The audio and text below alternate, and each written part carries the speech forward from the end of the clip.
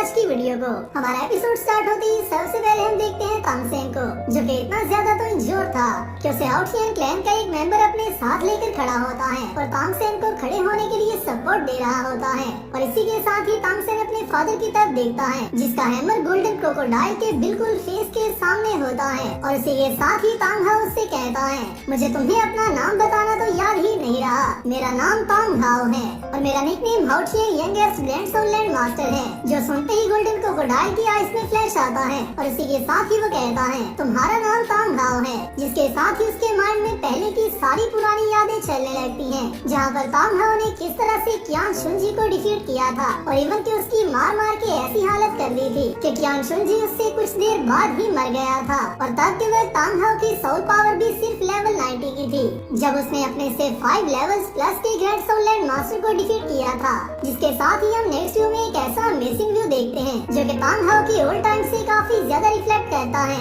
जहाँ पर एक दफा के लिए तांग हाओ क्यान शुनजी के सामने अपना हैमर लेकर खड़ा था और आज के दिन तांग हाओ गोल्डन क्रोकोडाइल के सामने अपना हैमर लेकर खड़ा होता है। और ये दोनों सोल मास्टर्स ही अपने आप में ही काफी ज्यादा मोस्टर्स लेवल के ग्रैंड सोललैंड मास्टर्स हैं। मगर उसी के साथ ही तांग हाओ उससे कहता है, तुम मेरे साथ फाइट करने के काबिल नहीं हो।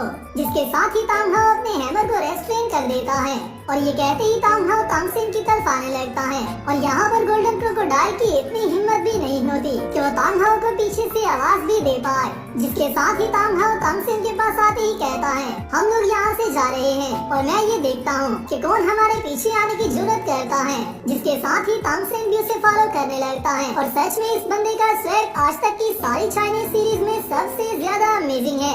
इसका जब दिल किया वॉर में आया, अपने से काफी ज्यादा पावरफुल ग्रैंड सोललैंड मास्टर की धुलाई की और मार मार कर उसकी काफी ज्यादा बुरी हालत करने के बाद वहाँ से खामोशी से जाने लगता है। और इसी के साथ ही जाते जाते भी सब कुछ चैलेंज कर रहा होता है कि अगर किसी में हिम्मत है तो मुझे आकर रोक लो। मगर किसी की भी इतनी जरूरत नहीं होती।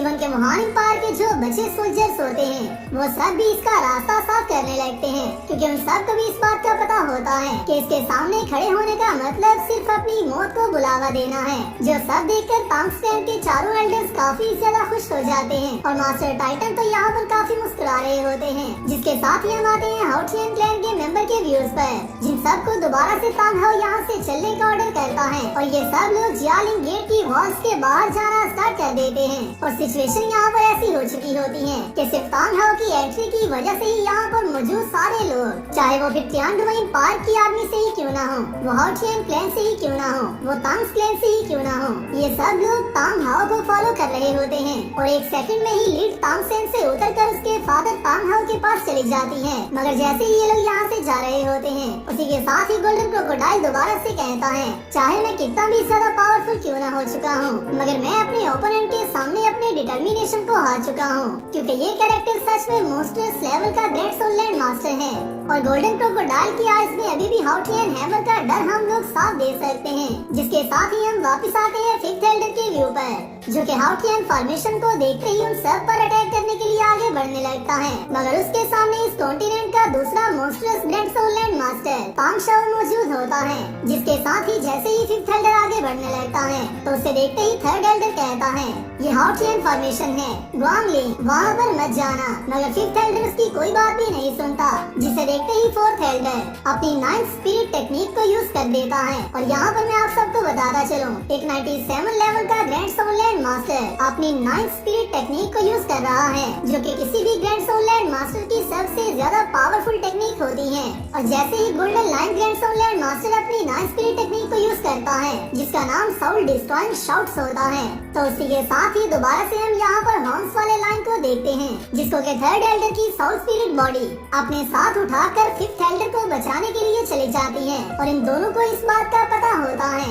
कि अगर इन्होंने फिफ्थ ग्रैंड सोललैंड मास्टर को ना रोका तो वो अपनी जान से हाथ गवा बैठेगा। मगर इसी सब को देखते हुए निंगडोंगडोंग के फादर को ये लगता है शायद ये लोग एल्डर चेनशिन और एल्डर गुरांग पर हमला करने लगे हैं, जिसकी वजह से उन दोनों मास्टर्स को अपनी सपोर्ट देने लगते हैं। और जैसे ही एल्डर चेनशिन और एल्डर गुरांग दोनों ही थर्ड और फोर्थ एल्डर को रोकने की कोशिश करते हैं। तो ये दोनों एल्डर्स बहुत ही आसानी से ब्रेक थ्रू कर फिफ्थ एल्डर को बचाने के लिए चले जाते हैं। और यहाँ पर हम देखते हैं फिफ्थ एल्डर को, जो कि आते ही तांगशाओ के साथ बिना कुछ सोचे समझे फाइट स्टार्ट कर देता है और उन पर अपने एरोस से अटैक करता है। मगर तांगशाओ बहुत ही इजीली उसके एरोस को ही डिस्ट्रॉय कर देते हैं, जिसके साथ ही फिफ्थ एल्डर अपनी पेनिट्रेटिंग एरो का यूज करता है, जो कि जहाँ तक मुझे लगता है उसकी किसी साउथ टेक्निक से आता है। मगर उसका सामना करने के लिए तांगशाओ अपनी रैंडम एयर हैमनिंग स्किल का यूज करते हैं। और रैंडम एयर हैमनिंग स्किल भी कितनी ज्यादा पावरफुल है, इस सब के बारे में हम सबको अच्छे से पता है। और जैसे ही तांगशाओ इसे यूज करते हैं तो वो फिफ्थ एल्डर की इस अटैक को भी टोटली डिस्ट्रॉय कर देते हैं।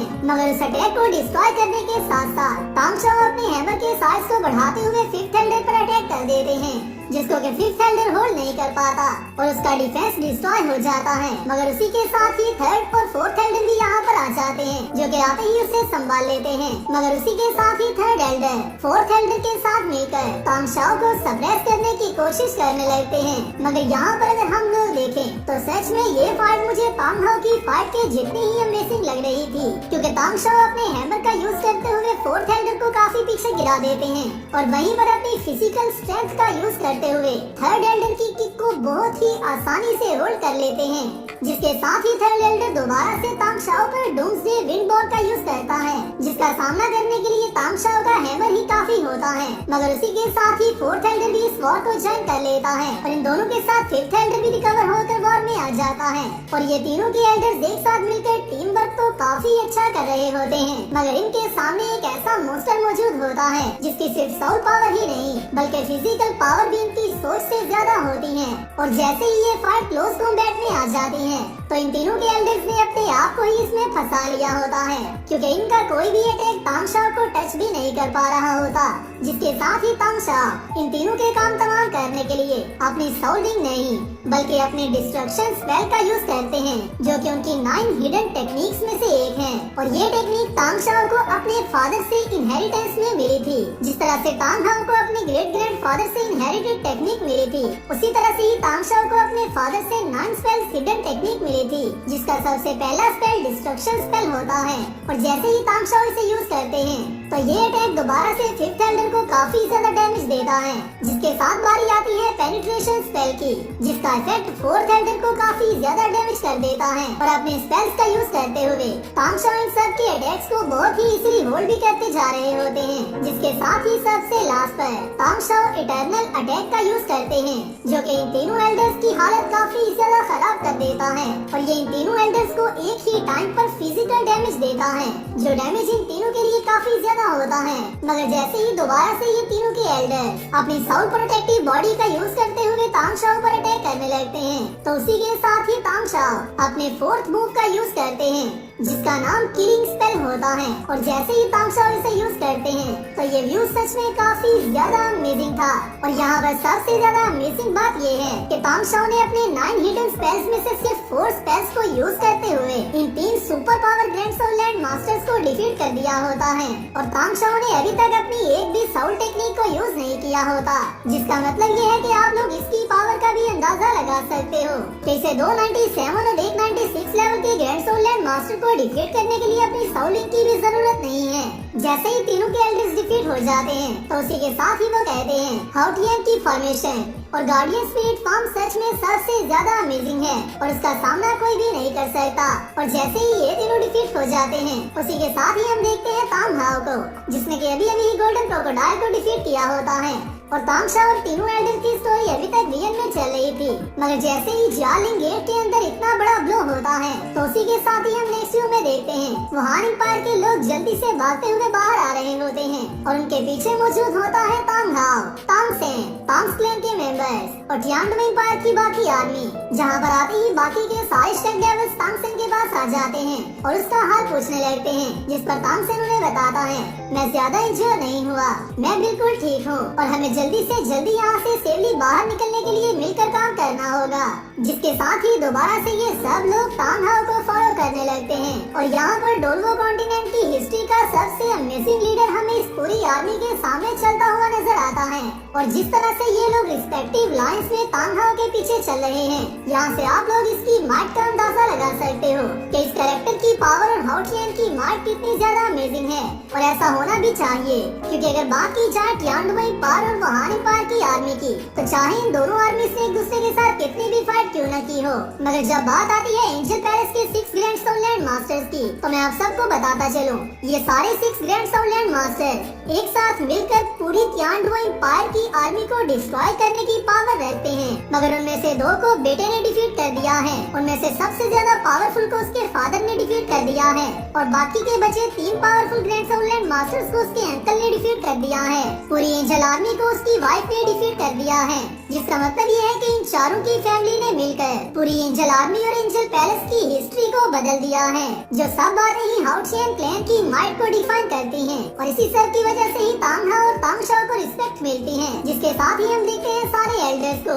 और उसी के साथ ही तांगशाओ भी अपने ब्रदर के सामने आ जाते हैं, जहाँ पर आते ही तांगसेन अपने अंकल को देखकर काफी ज्यादा अमेज हो जाता है। और यहाँ पर उसके एक्सप्रेशन चेंज इसलिए नहीं होते क्योंकि अभी के लिए तो ऑफिशियली वही इस आर्मी का लीडर है। जिसके साथ ही तांगसेन जैसे ही अपने अंकल को देखता है, तो उसी के साथ ही और भी रिलैक्स हो जाता है। और उसी के साथ ही सारी आर्मी को ये कमांड करता है, सब ट्रूप्स मेरे ऑर्डर्स को सुनो, हम लोग यहाँ से अपने कैंप में वापस जा रहे हैं। और इसी के साथ ही तांगसेन अपनी सी गॉड की लाइट का मार्क देने लगता है, ताकि सब सोल्जर्स उसके ऑर्डर को मानते हुए जल्दी से वहाँ से चले जाएं। और यहाँ से जाते हुए दोबारा से सारे soldiers blue silver hammer king की लॉन्ग लाइफ और उसकी विनिंग के लिए विश कर रहे होते हैं। जिसके साथ ही हम देखते हैं तियानडुई पार के एम्परर मास्टर शाओगेन, जनरल और शेक एकेडमी के सारे मास्टर्स को। मगर इसी के साथ ही हम एक व्यू में देखते हैं हुलीना के ब्रदर शीयुई को, जो कि पता नहीं कितनी देर से यहीं पर बेहोश पड़ा था, और इसने यहाँ पर हुए सारे सीन को टोटली मिस कर दिया होता है। जिसके साथ ही तांगहाओ और तांगशाओ दोबारा से इन सब को लीड करने लगते हैं, और इसी के साथ ही तांगसेन भी उन्हें फॉलो करने लगता है। मगर यहाँ पर ऑस्कर और माहुंगजुन अपनी हरकतों से बाज नहीं आते और अपने सामने मौजूद एंजल पैलेस के सबसे ज्यादा पावरफुल ग्रैंड साउंडलैंड मास्टर्स को दोबारा से चिढ़ाने की कोशिश कर रहे होते हैं और उन सब का मजाक बना रहे होते हैं। जिसे देखते ही गोल्डन ग्रैंड साउंडलैंड मास्टर कहता है, ग्रेट एल्डर, क्या हम इन सब को यहाँ से ऐसे ही जाने देंगे? जिस पर उनका ग्रेट एल्डर आगे से उनसे कहता है, अगर तुम लोग इतने ही ज्यादा पावरफुल हो या अगर वो लोग इतने ही ज्यादा वीक हैं, तो तुम लोग जाकर उनका पीछा कर सकते हो। क्या तुम सबने ये नहीं देखा कि अभी अभी यहाँ पर क्या हुआ है? सिर्फ इन दोनों ब्रदर्स के यहाँ पर आने से ही जियालिंग गेट और पूरी वॉर और हमारी आज तक की हिस्ट्री की सिचुएशन कुछ सेकंड में ही बदल गई है। तो तुम लोग यहाँ से जल्दी से जाकर हमारे सारे रैंक्स के जनरल्स को इकट्ठा करो, एंजल आर्मी और होली ड्रैगन आर्मी को भी जल्दी से यहाँ पर लेकर आओ और उन सबको लाकर जियालिंग गेट की वॉल्स को प्रोटेक्ट करने के काम लगा दो, ताकि तियानडुई पार का सडनली अटैक अगर हमारे ऊपर दोबारा से होता है तो हम सबको उसका पता हो। जिसके साथ ही सारे एल्डर्स उसकी बात सुनते हुए वहाँ से चले जाते हैं और ग्रेट एल्डर भी वहाँ से गायब हो जाता है, क्योंकि अभी के लिए ग्रेट एल्डर का यहाँ पर होना या फिर ना होना एक बराबर है, क्योंकि वो यहाँ पर होते हुए भी अपने सामने मौजूद मॉन्स्टर्स को नहीं रोक सकता। तो कुल मिलाकर इस एपिसोड का फर्स्ट पार्ट इतना ज्यादा अमेजिंग था, जिसके बारे में मैं खुद आप सबको कुछ नहीं बता सकता, और मैंने कोशिश यही की है कि आप सबको इस एपिसोड का छोटा छोटा पार्ट समझा दूं। एपिसोड अच्छा लगा है तो वीडियो को लाइक कर दो और चैनल को सब्सक्राइब लाजमी कर लेना। मैं मिलता हूँ आप सबसे नेक्स्ट वीडियो में, तब तक अपना और अपने प्यारों का